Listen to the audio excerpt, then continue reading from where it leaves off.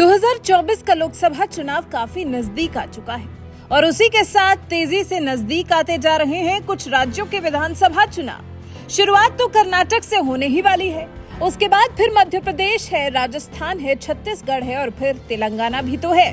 फिर लोकसभा चुनाव होगा जिसमें बीजेपी की जीत पक्की मानी जा रही है और फिर बीजेपी के दिग्गज इस बार के लोकसभा चुनाव में लगातार जीत का दावा भी तो कर रहे हैं। जिसके बाद होगा महाराष्ट्र का विधानसभा चुनाव। मतलब अगर लोकसभा चुनाव में अभी 1 साल मान के चल रहे हैं तो महाराष्ट्र के विधानसभा चुनाव में अभी करीब 1.5 साल मान लीजिए।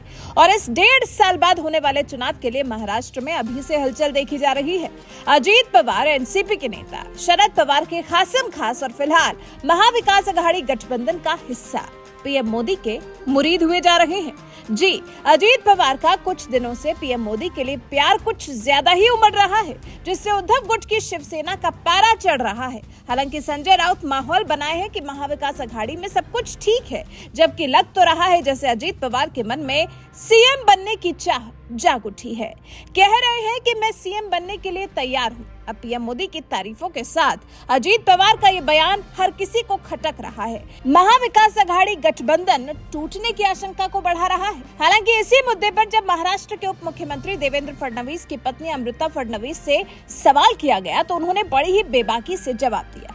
अमृता फडणवीस से अजीत पवार की सीएम बनने की इच्छा को लेकर सवाल किया गया। अमृता से पूछा गया कि अगर अजीत पवार बीजेपी में शामिल होते हैं और मुख्यमंत्री बनने की इच्छा व्यक्त करते हैं तो इस पर आपकी क्या राय है, जिस पर अमृता ने जवाब दिया, कहा सिर्फ अजीत पवार ही नहीं बल्कि जो कोई भी महाराष्ट्र के लिए 24 घंटे काम करता है मैं उसे मुख्यमंत्री के रूप में पसंद करूंगी। ये बात अमृता ने पुणे के कार्यक्रम में पहुंचने के दौरान कही। मीडिया से बातचीत के दौरान अमृता ने यह भी कहा, मुझे लगता है कि महाराष्ट्र एक ऐसा राज्य है जो बहुत कुछ कर सकता है और बहुत कुछ कर रहा है, इसलिए राज्य की जनता की तकलीफों को दूर करने और उन्हें आगे बढ़ाने के लिए जो व्यक्ति या पार्टी काम करती है वो ठीक है, फिर चाहे वो कोई भी हो।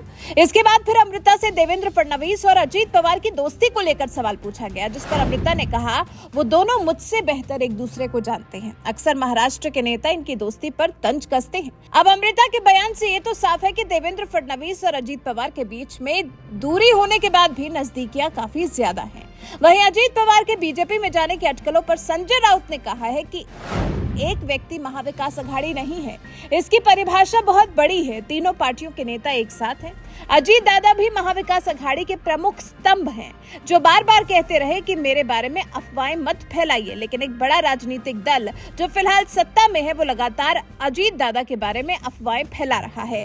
हाल ही में उन्होंने खुद सामने आकर कहा है कि वो आखिरी सांस तक एनसीपी में रहेंगे, इसके बाद अब और क्या चाहिए। संजय राउत को मानो यकीन है कि अजीत पवार एनसीपी नहीं छोड़ेंगे, लेकिन क्या संजय राउत को यह भी यकीन है कि एनसीपी महाविकास अघाड़ी गठबंधन को तोड़कर बीजेपी के साथ नहीं जाएगी। राजनीति संभावनाओं का खेल है जहां कभी भी कुछ भी हो सकता है। ये बात संजय राउत को नहीं भूलनी चाहिए। वैसे आपको बता देते हैं कि अजीत पवार ने आखिर क्या कहा था, उसके बाद ही आप अंदाजा लगाइएगा कि आपको अजीत पवार की बातों के क्या मायने समझ में आते हैं। अजीत पवार ने क्या कहा था? कुछ दिन पहले अजीत पवार ने कार्यक्रम के दौरान कहा था कि वो आज भी राज्य के मुख्यमंत्री पद की जिम्मेदारी स्वीकार करने के लिए तैयार हैं। दरअसल अजीत पवार से सवाल किया गया था कि क्या आप 2024 में मुख्यमंत्री पद के लिए दावा करेंगे। इस पर अजीत पवार ने कहा था, 2024 में मुख्यमंत्री पद का दावा करने की क्या जरूरत है, मैं अभी भी ये दावा कर सकता हूँ, इसके लिए साल 2024 तक का इंतजार क्यों करना। अब अजीत पवार के इस बयान से आप क्या मायने निकालते हैं, और साथ ही अमृता फडणवीस ने जिस तरह से अजीत पवार के बारे में बयान दिया है उस पर आपका क्या कुछ कहना है, अपनी राय हमें कमेंट कर जरूर बताएं।